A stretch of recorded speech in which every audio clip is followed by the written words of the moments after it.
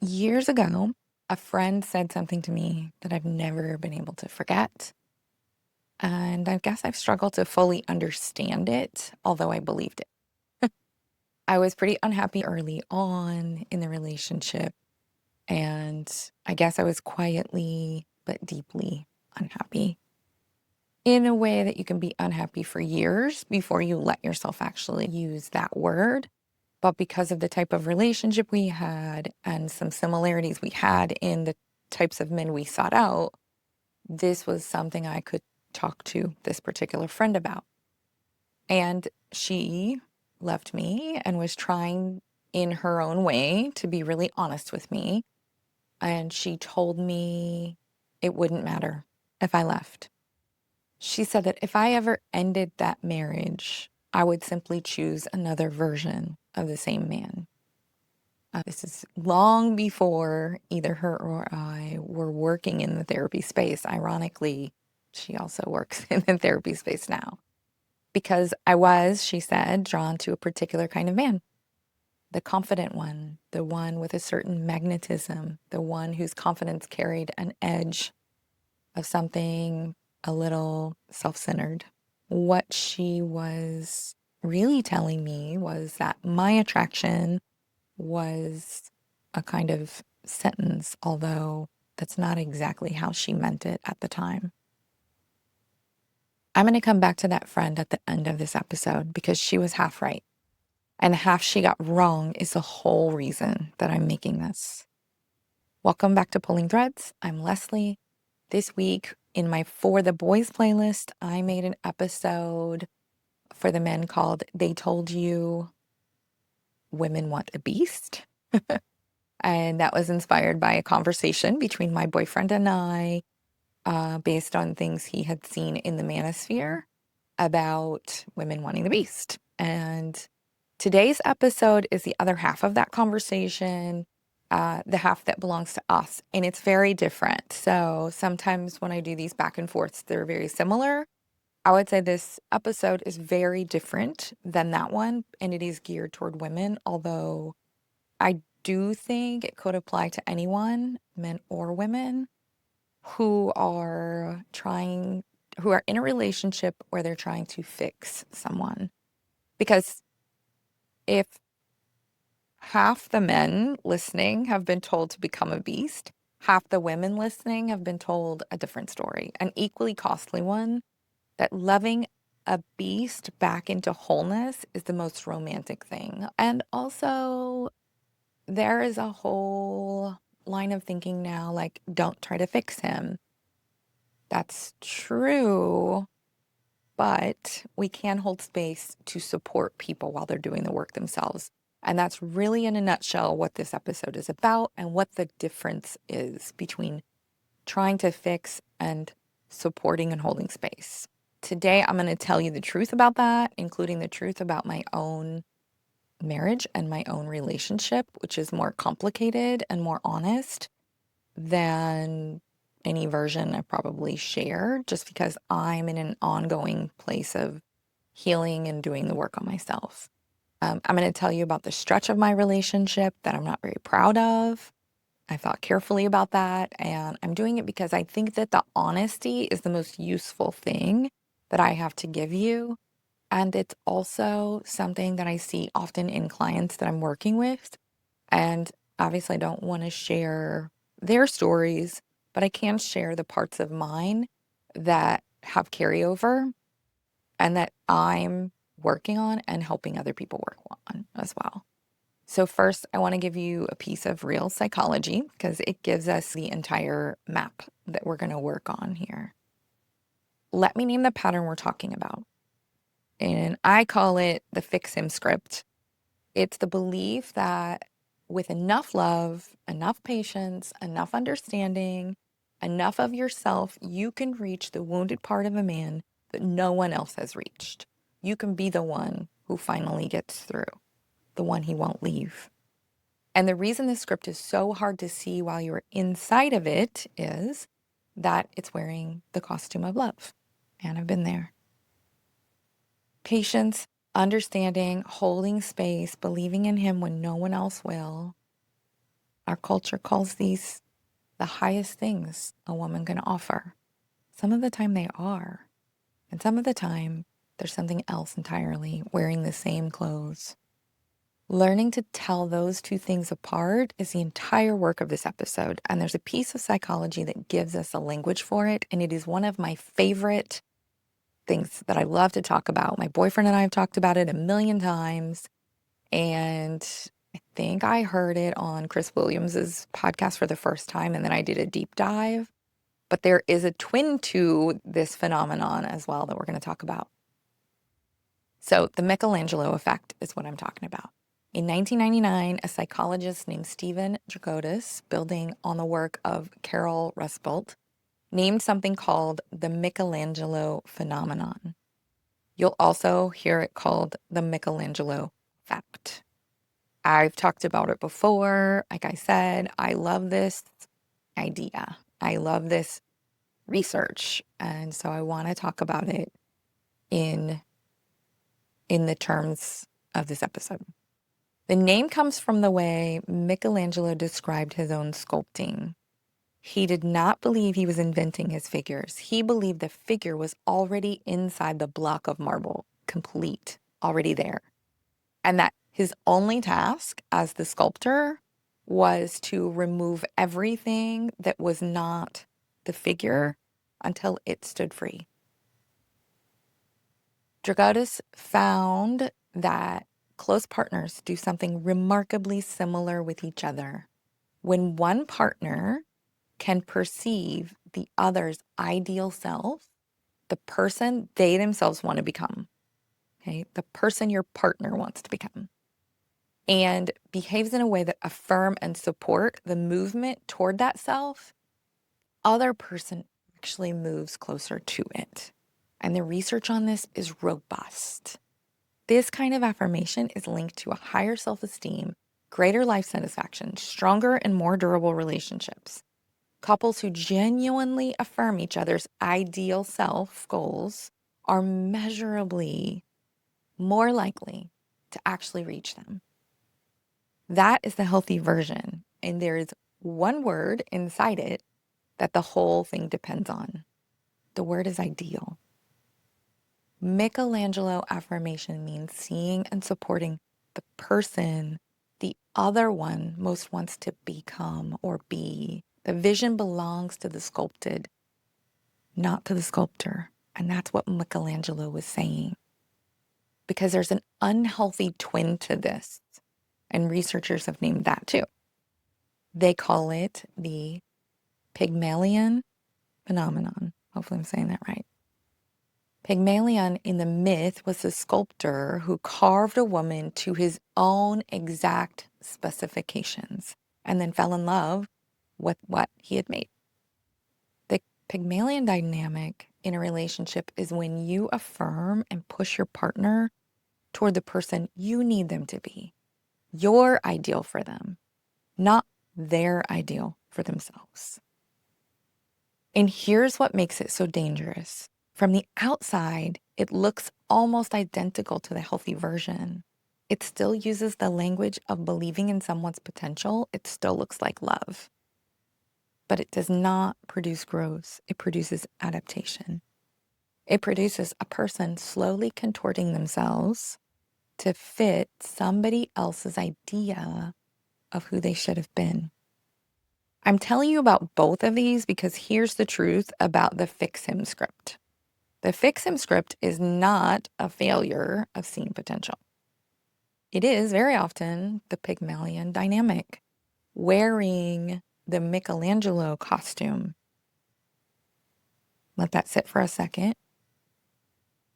A woman in the fix him script genuinely believes she is revealing the David already inside him. But what she is so often doing underneath is chiseling him toward the version of him that she needs him to be, the safe one, the available one, the one who won't leave, and then calling that love. And this is not to fault women. We do this for a reason. It's hard to find a man who feels safe. It's hard to find a man who meets our needs without feeling like we have to fix them. So where does it come from? It almost always is built in childhood, in a home where you learned very young that love is something you earn by managing other people's emotional weather. Maybe a parent was depressed or volatile or overwhelmed. Maybe you became the easy one, the helper, the child who read the room before she could read the book. You did not choose this. You did what your nervous system needed to do to survive. And that's okay. But the cost carried into adulthood is steep. And these are the types of things that we have to get curious about and work on. The fix him script costs you years, sometimes decades, of trying to love a man into becoming someone he has not himself decided to become. It costs you the experience of being met by a man who was already whole when he found you. It costs you your own life, the friendships, the work, the body, the interior you abandoned to manage his. And in its cruelest turn, the more of the relationship work you do, the more the man uses you to avoid doing his own until you have, without ever meaning to, trained him to be carried. I know all of this intimately, and I'm about to tell you how. I know. I am right now in a relationship with the beast, right? Who is evolving. I don't mean that unkindly. I mean it in the way this whole conversation has meant it. My partner is a man with history, with a wounded interior that he spent a long time learning to hide. He has a beast. We both use that word now, and it's part of our shared language. The beast is not the enemy. The beast is the part of him. The beast is the part of him the work is with. When I met him, he was already doing the work. He was already in his own way holding the chisel. Early in our relationship, I told him I saw David in him, and I still do. But here is what I did not say the first time I spoke about this, and what I want to say now. There were rough patches, real ones, and a number of them I contributed to. Because for a long stretch of our relationship, I was not purely a Michelangelo partner. There was a part of me that took the chisel. A part of me that when I felt the relationship wobble, when I felt that all old, like familiar fear of being left, I went straight to work on him. Both in my mind, in rumination, and in hypervigilance, and not on the David he was reaching for, on the version of him that would make me feel safe. And that part of me did not feel like control, felt like love, felt like helping. That's what made it so hard to see. And here's the part that was genuinely almost unbearably confusing. I'm a therapist. I could see myself doing it. I had the language for it the entire time. I knew in real time when I had slid from affirming his growth into managing my own fear through him. And knowing did not stop it. If anything, knowing made it more disorienting, shameful. Because I could not give myself the comfort of not knowing. I was the woman who teaches this to other people. Doing the thing I teach people not to do. Watching herself do the thing. And it made more confusing still by the fact that he was asking for help, asking me to help him process, asking me to help him digest the information that was coming up in the past and the histories and the trauma. This was not a man who refused to grow while I chased him around with the chisel. He was carving, and he was also genuinely turning to me and asking for my input and asking for my help. Some of the work he has to do or has had to do is taking the chisel back, because I'm not the only one he handed it over to. He's also handed it over to therapists who work with him. And a lot of his work right now is taking the chisel back. It's my turn. It's my responsibility. And that isn't always easy for men or for anyone. We want to rely on someone else to fix us sometimes because that might seem easier than facing what we have to do. The work is hard. So the line between affirming his ideal and imposing mine was not a wall I could stand safely behind. It was a blur. And I had to feel my way along it, conversation by conversation, asking myself a question I still have to ask to this day. Whose David am I sculpting toward right now? His or mine? And one thing I want to say is that when it's his,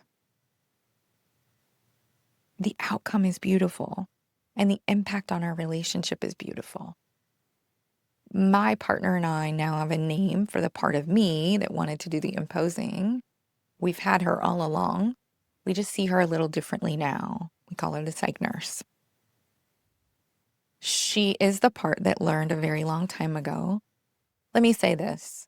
There is the psych nurse sometimes stands by and supports my partner while he has the chisel in his hand. But the psych nurse has her own parts, and some of them are looking out for me, and they cannot be unbiased, right? There's a huge conflict of interest here because it's impossible for the psych nurse to not be looking out for me. And at some points in our relationship, that has meant taking the chisel from him, right? That part of her is the part that learned very long time ago that love is administered, that you assess what is wrong with a person and you treat it attentively, competently, around the clock. And underneath that part of the psych nurse, if I follow her all the way down, is something simpler and younger. A part of me that learned in childhood that if I could just fix what was wrong, I would not be left. The fixing was never really about him for this part. It was abandonment protection for me. It was a child's strategy for staying safe, still running decades later in a grown woman's relationship. So I want to be very clear about something. The work in my relationship was not one-sided, and I'm not going to pretend that it was.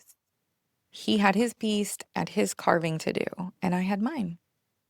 My work was to meet that frightened, fixing part of me, to turn toward her instead of letting her run the relationship so that I could tell in any given moment whether I was affirming the man he wanted to become or sculpting the man I was afraid to lose. And what I did not expect is that the relationship itself became the place that the work could happen. Not because I healed this psych nurse alone and then arrived intact, because he kept gently declining to be carved by anyone but himself. If I took the tool, there was resistance. And that showed up like rocky terrain, right? It also triggered some of his avoidant attachment parts that had calmed down. His parts that were afraid of monogamy would rise back up. And essentially, his system was not taking the bait. A fixing part cannot stay in charge in a relationship with a man who insists on holding his own chisel. And my partner has moved far enough into his own work to know that he needs to keep a hold of the chisel. The psych nurse had to find a new job. And it turned out her new job was being a partner. So we've had real conversations that look like, I think we need to stop using the psych nurse. I need you, he said to me, I need you to just be my girlfriend. I need you to just be my partner, not my psych nurse. And so on a very rare occasion, psych nurse may return, but she is there as standby assist to help support his processing, not to process for him, which I did at one point, not to tell him what was coming up when I was processing for him. No. Processing is our own job. And if you find a partner who's willing to do that work, then they may be someone who can go from the beast to the prince. All right. But I want to be honest with you about the load bearing truth of this whole episode. My relationship is not proof that you can love a beast into David. It's proof of the opposite. It works because he was already carving when I met him.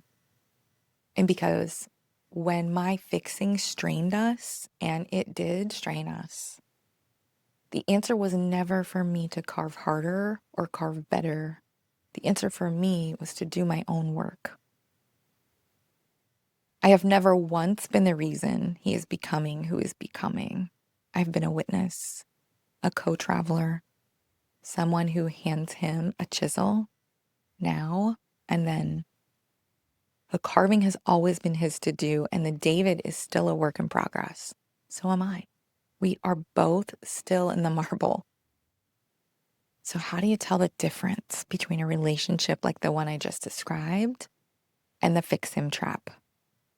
There are 3 situations, and you have to be able to tell them apart. The first is the man who's chiseling. He has a beast. He has a wound. He's not finished. And he is demonstrably doing his own work. There's marble dust on the floor. He brings repair when he ruptures. He picks up the chisels you hand him and he uses them. With this man, Michelangelo affirmation is possible, and it's beautiful. And even here, even with this man, your job is to affirm the David he is reaching for, not to chisel towards your own. The second is the man who could chisel and isn't. He has the same beast, the same wound, and no chisel in his hand, and no intention of picking one up. He likes that you see David in him. He will let you describe that David for years. And here is what that does to you. Listen closely, because this is the mechanism.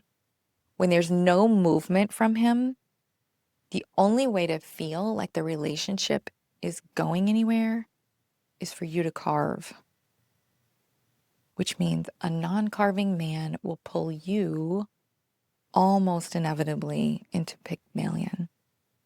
You start sculpting the man you need him to be, because the man he actually is will not pick up the tool. This is the fix him trap. Cost is everything, and the David never arrives. And there's a third situation, and I would be failing you if I did not name it. There are men and there are women who carry genuine contempt for the other sex. Men who, underneath everything, do not like women. Women who, underneath everything, do not like men. That contempt almost always grew out of a deep, unhealed wound. But the person carrying it is not, in this season of their life, asking for the wound to be healed. They're not holding a chisel. They have no intention of finding one. And when someone is inside that contempt, there is nothing a loving partner can do to reach it, because it's not asking to be reached. Some people holding the chisel know that that's there and they are working on it and they want to improve that situation. But if they're not doing any work, and if you're trying to love a man out of his contempt for women, I want you to hear me really clearly. This is not the fixer pattern. being expensive. That is the fixer pattern being dangerous. Okay? Please put that down and please make sure that you are safe. What we do in all three cases begins the same way. We stop fixing. And the script will disguise itself as 100 reasonable behaviors. So you have to set down the whole catalog. The third suggestion for therapy, the long explanatory text, the research into his attachment style on his behalf, the kinder rephrasing of the same complaint you have made for years, all of it, set it down. You build a life that is actually yours, not as a strategy to make him chase you. That's just the fixer pattern, wearing different shoes. You build your life because it's the only life worth living. Your friendships, your work, your body, your interior, your own becoming. And then, with your hands finally free of the chisel, you watch. You look for the marble dust. You find out which of the three men you're actually with. And you will know, you probably have always known, you've just been too busy carrying the relationship to let yourself listen. Now, let me come back to my friend. She told me all those years ago that I would always choose the same kind of man. And with the benefit of everything that has happened since, I can tell you she was half right. She was right that I am drawn to a certain kind of man. I am drawn to confidence, the kind that changes the temperature of a room when he walks in. I've stopped apologizing for that. It is not a flaw. It is real and legitimate and attraction, and I'm allowed to have it. What she got wrong was the conclusion. She thought the attraction was a sentence. It was not a sentence. It was an unfinished requirement. Because the confidence by itself was never the whole of what I wanted. I wanted the confidence and the work. The man who changes the room and who also gets curious, who gets creative about his own growth, who keeps the chisel in his own hand because he believes in himself enough to keep it there. I want more than anything a man with capacity for real empathy. A man who can hear a need and actually move forward towards meeting that need. A man with enough self-awareness to tell me honestly when he cannot meet a need, instead of performing or instead of failing me in silence. I've learned I can get needs met somewhere else if my partner is honest about not being able to meet it. The last thing took me the longest to understand. I used to believe a good partner was one who could meet every single need. He is not. A good partner is one who is honest about which needs he can meet and which he can't. Because that honesty is the only ground a real life can ever be built on. My friend thought my attraction would doom me. What actually happened is that I kept the attraction. I added the requirements. The magnetism has stayed. I simply stopped accepting it without the capacity that makes it safe to love. Belle was never supposed to do the work on the beast. The fairy tale has been misread for a very long time by the men who think it tells them to become a beast and by the women who think it tells them to love one into a prince. Belle cannot carve the beast. The beast did his own carving. What Belle did, the only thing she did, and it was not nothing, was see him clearly and refuse the man who had no interior at all. You are allowed to see David in the marble. That sight is a gift, and it is yours. But the chisel, his chisel, was never yours to hold. And the relief of finally understanding that after years of believing the whole sculpture depended on you is its own kind of homecoming. For me, it's been a huge relief. Understanding this, understanding myself and why I grab for his chisel and what I need to do instead. If you have a man in your life who's been told the wrong half of this story, last weekend's episode, in the For the Boys version, was written directly to him. It's called They Told You Women Want a Beast. Send it to him if you'd like to, or for anyone who you think might be interested.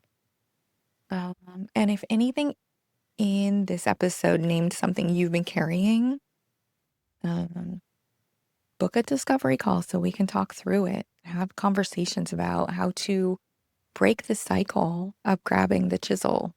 Or maybe you're holding on to it and you're not giving it to him.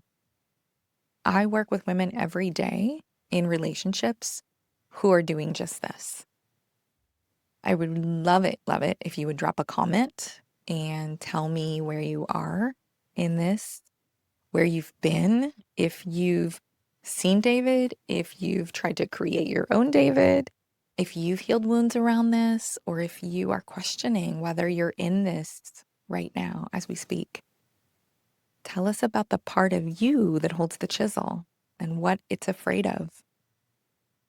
Other women are reading your comments and learning and growing from them, and they need to know that they're not the only ones. Thank you so much for joining. This was Pulling Threads. I'm Leslie. Take exquisite care of yourselves out there.